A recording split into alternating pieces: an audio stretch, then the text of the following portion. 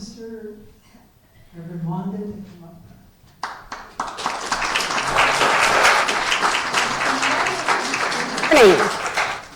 So now I got to get all situated here.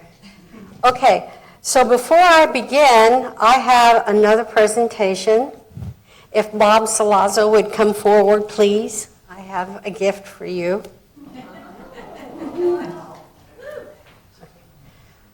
Bob leads meditation. He's a great teacher.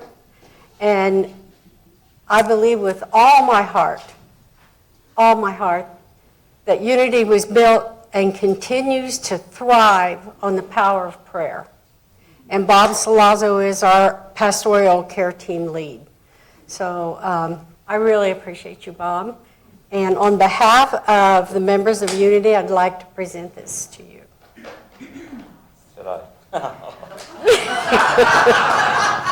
Yes, I should.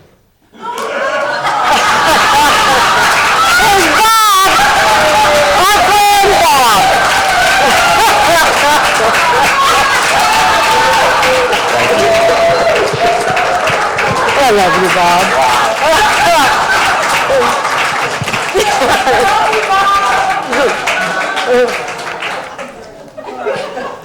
That's kind of a Unity inside joke, okay? But if you ever forget who you are. I never will after this. Okay, good morning, Unity friends, members, visitors, and metaphysicians. Today is the opportunity to practice metaphysics. So we're going to talk a whole lot about Charles Fillmore. So put on your thinking caps, because we're going to go deep today, okay? All right, I trust you find Unity a place where you and your questions are welcome. And not only are you free to ask the questions, I encourage you to question your answers, because they're going to change throughout your life too. And that's what the Prodigal Son, for me, is all about. So let's take a moment and breathe in and relax with intention and welcome the abiding Spirit. And we're going to begin with this invocation by Charles Fillmore, the co-founder of Unity Movement. I am now in the presence of pure being and immersed in the Holy Spirit of life, love, and wisdom. I acknowledge your presence and your power, O blessed Spirit. In your divine wisdom, now erase my mortal limitations, and from your pure substance of love, bring into manifestation my world according to your perfect law. And so it is. Amen. Today I'd like to share a few ideas from one of my favorite parables attributed to Jesus Christ, known as the parable of the prodigal son or the lost son. All of my life I have enjoyed this story, and it's one of those biblical stories that seemed to change as I grew up. First as a little child, and now how I see it is very different. I've heard this story told in many times in many different ways, and it's amazing to me how it changes according to who is telling the story.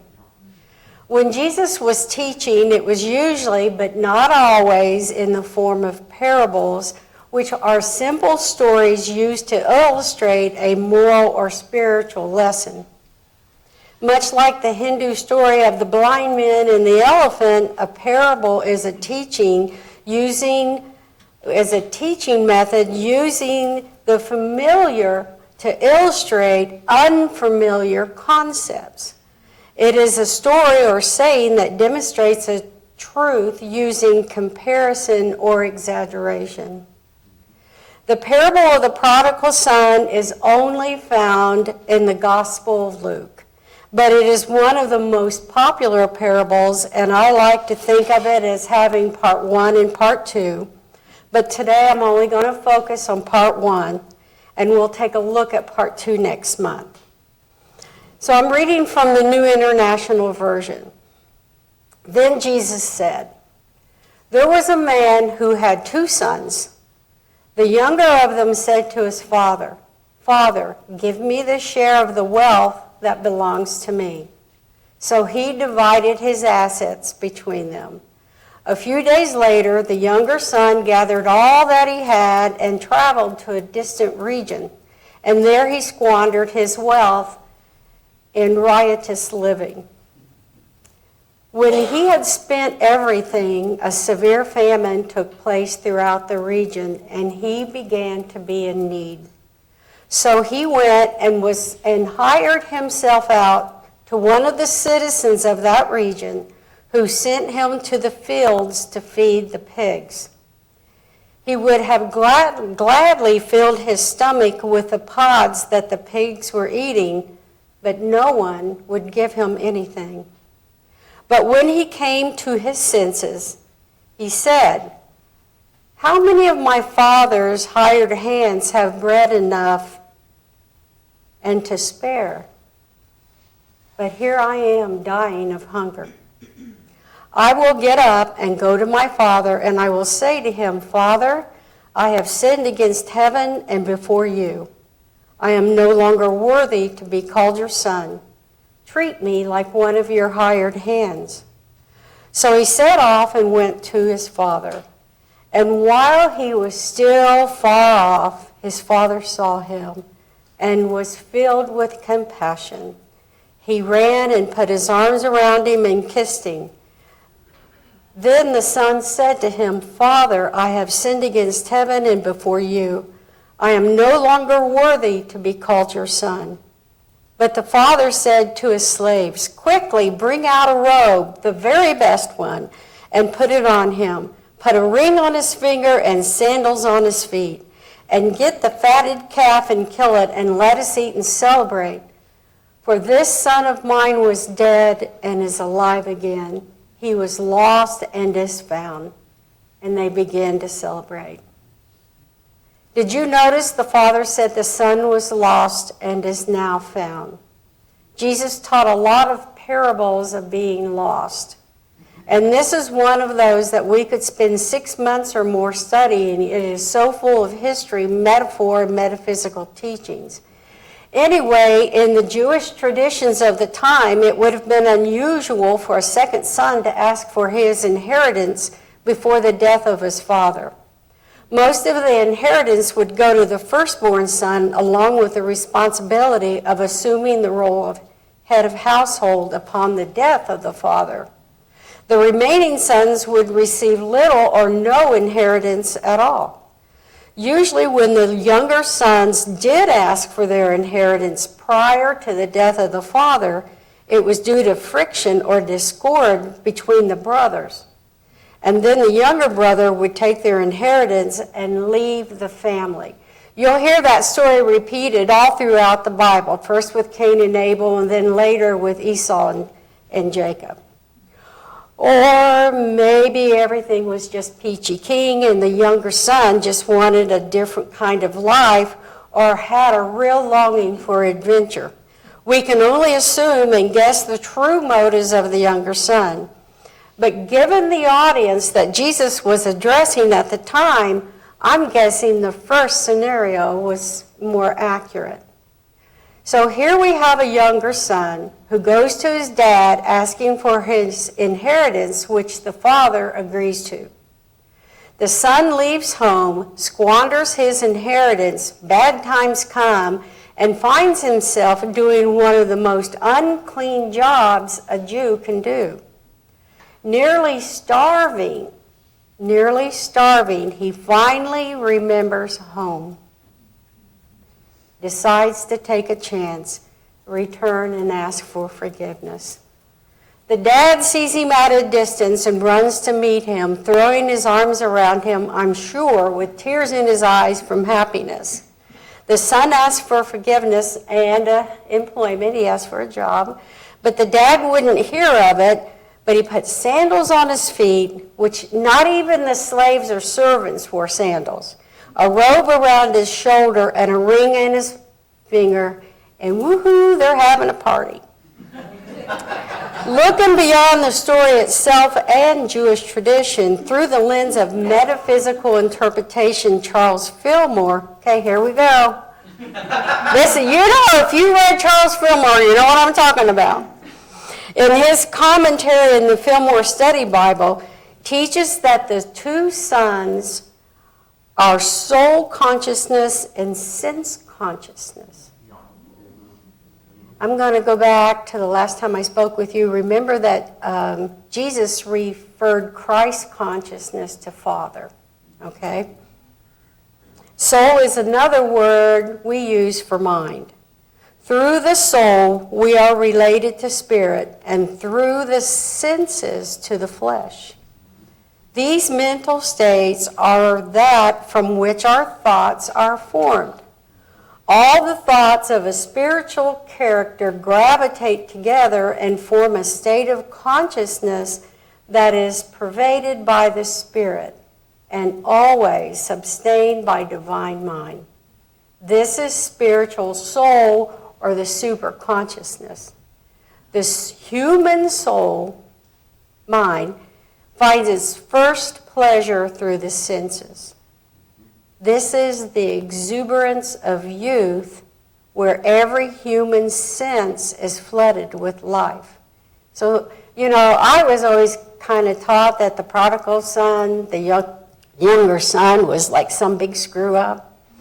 But if you read what Charles is saying, he's saying no. No, this is what young people do. This is what we do. We live our lives through our senses. And this is the exuberance of youth, where every human sense is flooded with life. And I just love that. I go back to when I was young, especially that first time you fall in love. Oh my gosh, that's just so crazy. As the Father divided his riches between his sons, there are riches of God which are divided between the states of mind. These states of thought are referred to by Paul, St. Paul, as the spirit and the flesh, one warring against the other. Fillmore goes on to say it is not strictly correct to say that this higher plane of thought is the spirit, but rather it is spiritual consciousness.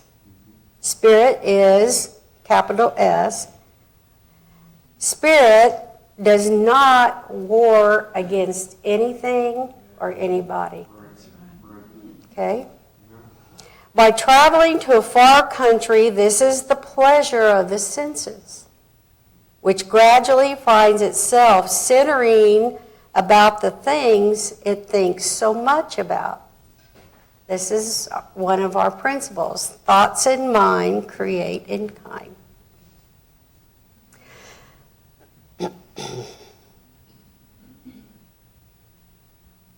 This is the law of thought action.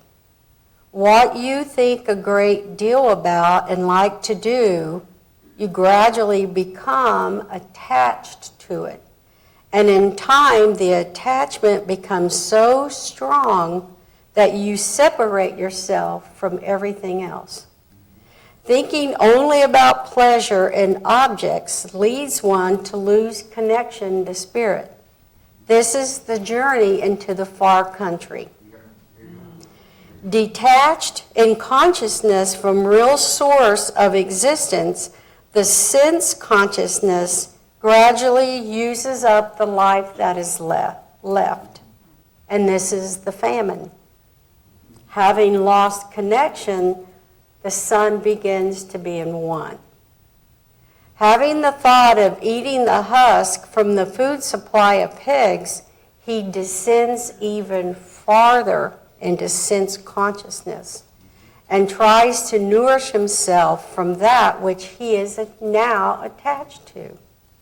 He has descended to his animal self, starving and having no human left, no man gave to him. Okay, we're Charles Fillmore, you got it. The human soul, the mind, is awakened to the understanding of his loss of life and the realization that he is dying from hunger. He begins the journey back to spirit, source, or substance. Fillmore continues his commentary by saying, the moment we arise to the contemplation of spirit, union with divine mind occurs, which is the Father, quote, fell on his neck and kissed him. This is when the Father went out to greet him. Confession of sin or falling short recenters man and opens the door to higher things and learning. He who is a slave to his senses is dead to all considerations of spiritual truth of life and cannot express his better nature. When we make unity between our outer sense and our inner spirit, there is great rejoicing, and the outer is flooded with life. The outer is flooded with life, which is metaphysically symbolized by the robe. Unending power in our hands, which is the ring, and understanding, which is symbolized by the sandals.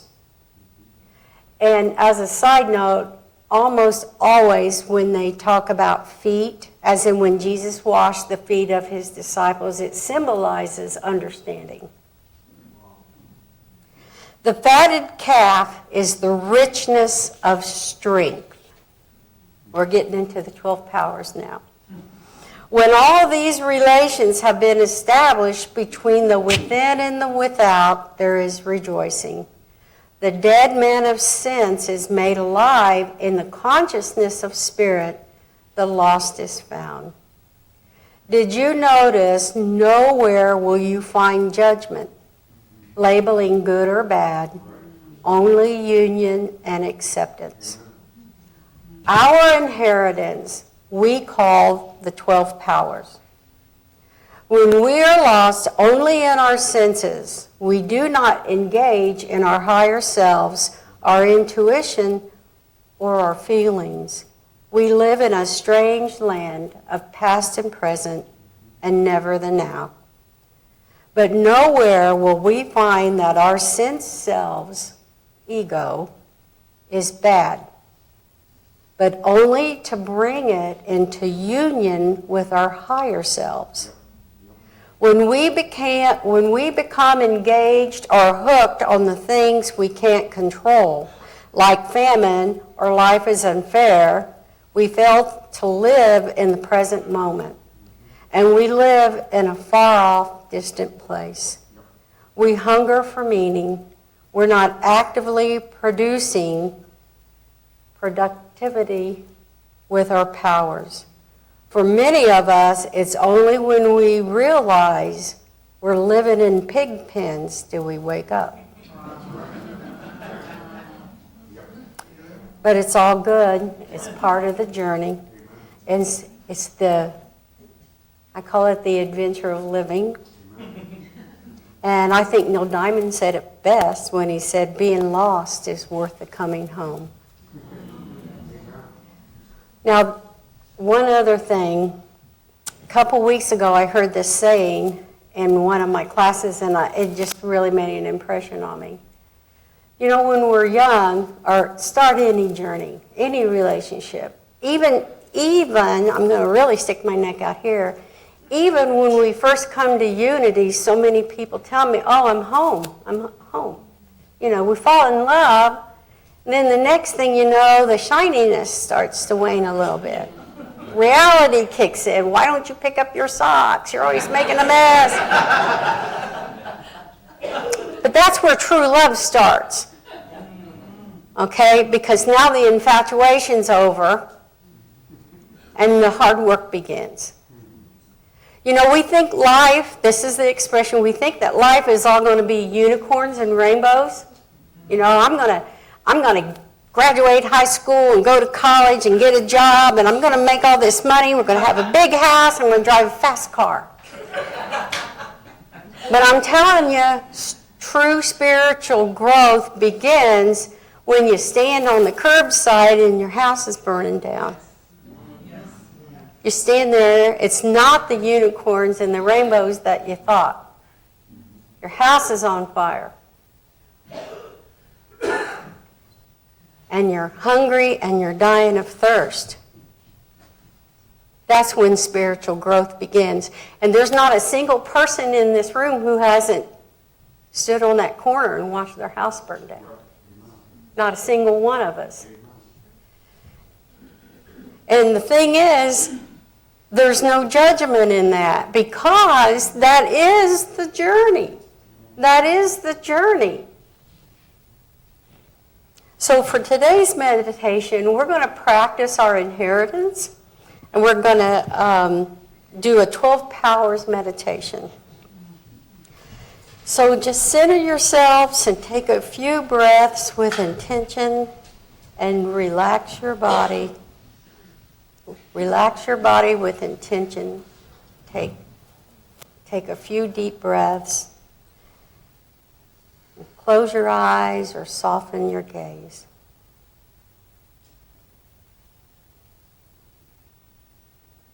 And place your attention at the crown of your head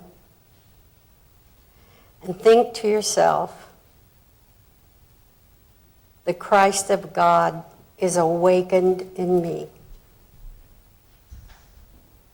The Christ of God is awakened in me.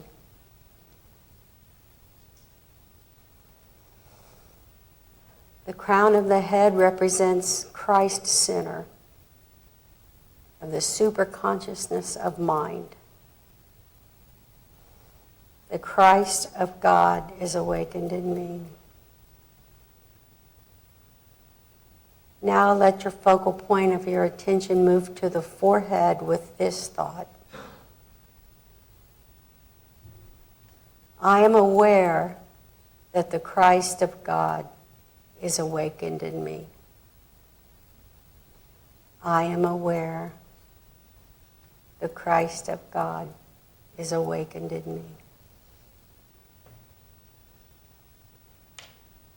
Your forehead represents the conscious level of mind.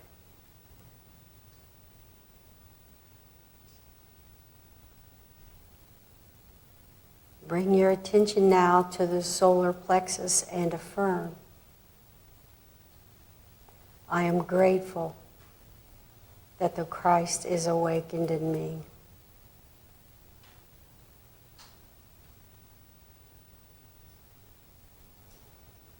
The solar plexus is the seat of the subconscious level of mind. Bring your attention to the middle of the internal of your head and affirm, the Christ in me is strengthening my faith.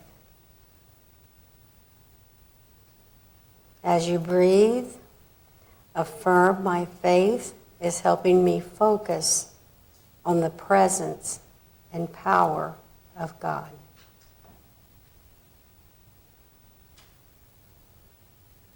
Move your attention to the small of the back. I am strong in the Lord. I am strength.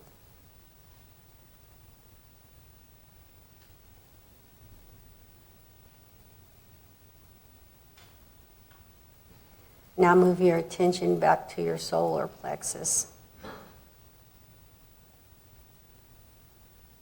I am wisdom.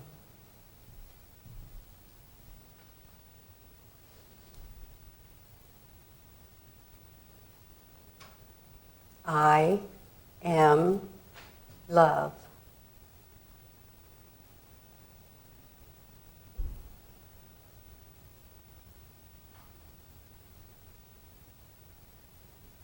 I am power.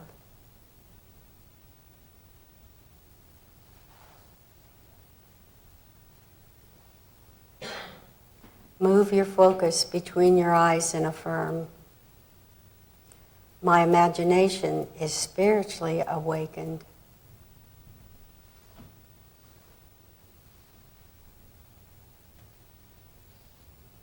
Gently move to the center of your forehead.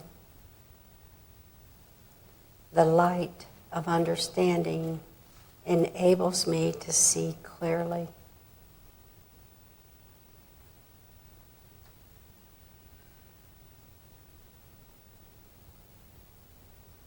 Go now to the center behind your navel and affirm, I am in divine order.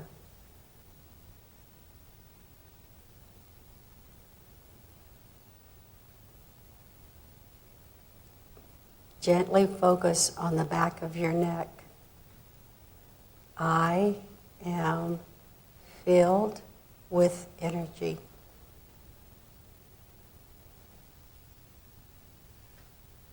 Now move to the base of the spine.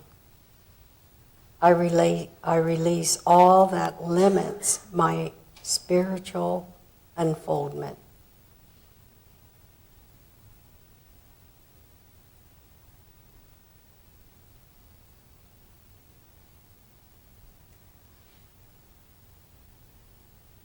Now move to your lower abdominal area. I affirm my life.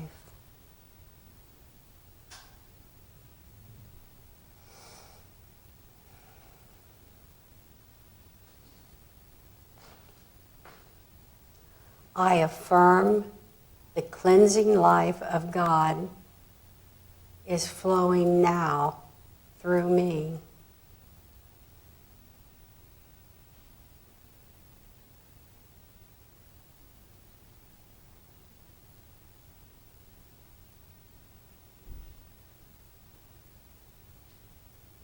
And as I breathe in love.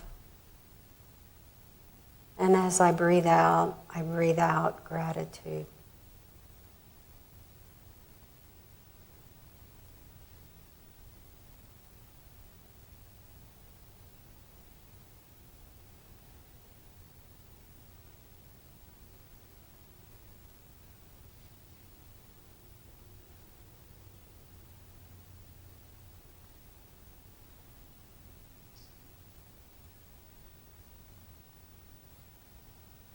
Take a few more breaths and slowly bring your awareness back into this room when you are ready.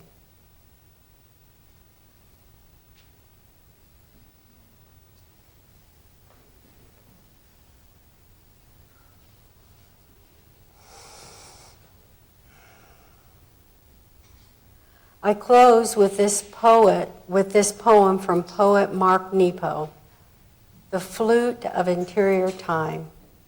If you are never hungry, how can you know the contours of your stomach?